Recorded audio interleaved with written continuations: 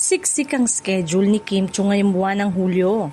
Ayon sa impormasyon, ibinahagi ng staff ng House of Little Bunny PH, nakatakdang bumiyahe ang kapamilya actress sa Zamboanga City sa unang linggo ng Hunyo para sa pagbubukas ng panibagong pop-up store ng kanyang negosyo.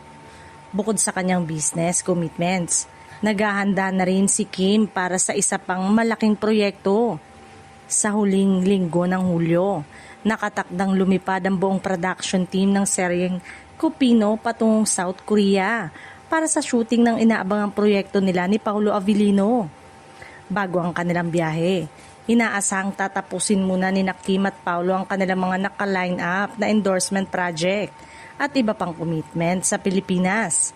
Posible rin kunan muna ang ilan sa mga eksena ng serye bago sila umalis ng bansa. Samantala, usap-usapan din kung makakadalo ang Kim Pao sa The Eddies upang personal na tanggapin ang kanilang Box Office Entertainment Award para sa pelikulang My Love Will Make You Disappear.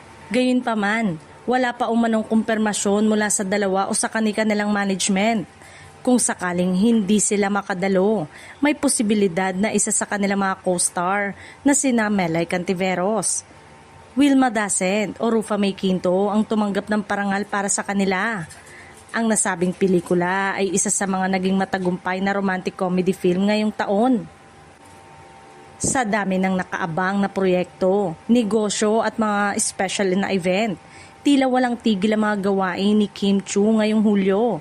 Dahil dito, lalo pang tumitindi ang excitement ng mga tagahanga na makita ang susunod na kabanata ng Kim Pao Tandem, lalo na sa nalalapit na seryeng Kupino at sa kanilang mga bagong proyekto sa loob at labas ng bansa.